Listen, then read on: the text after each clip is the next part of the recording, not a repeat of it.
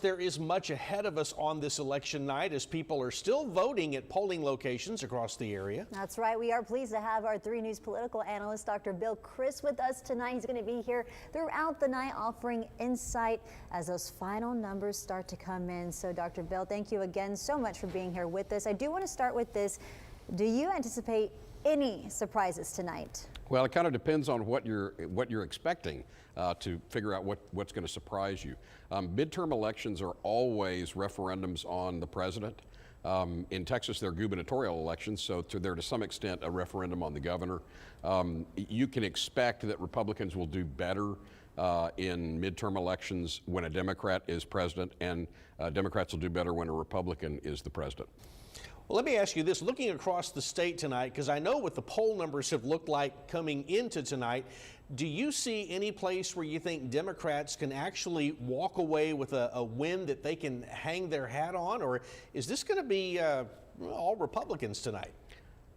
It's going to be interesting to see if there are any Democratic breakthroughs. I would very seriously doubt that any Democrat will win a statewide election. The one who's probably got the best chance is Mr. Clayburgh, who's running for agriculture or land commissioner or agricultural commissioner, and he's got the best poll numbers, and he's a local guy, and he's probably the one who's got the best chance to break through statewide. Locally, we're going to obviously be looking at the county judge race. We'll be looking at the state representative races, and then you have nonpartisan races for city council, some of which are up for grabs. All right, and as we were just talking with our Bill Churchwell live a second ago at the Hard of Hearing Center, the lines there as folks are trying to get their votes in before 7. So folks are turning out on this election day. But I do want to talk about early voter turnout. The 2018 midterms, they saw 53% registered voters show up to the polls. This year, that number was at 31% for early voting. We've seen some lines again today, but why do you think there was this dip in turnout for early voting in this midterm? Well, midterm elections are historically lower turnout elections. I would expect to see overall mid-30s percentage-wise in terms of overall turnout.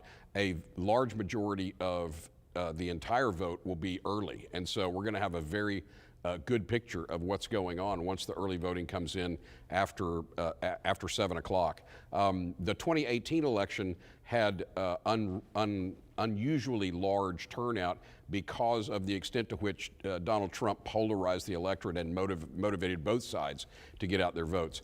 This election is a little more about mundane issues like inflation, the economy, education, gun control, abortion, more kind of lunch table issues. And so the turnout's likely to be significantly lower than 2018.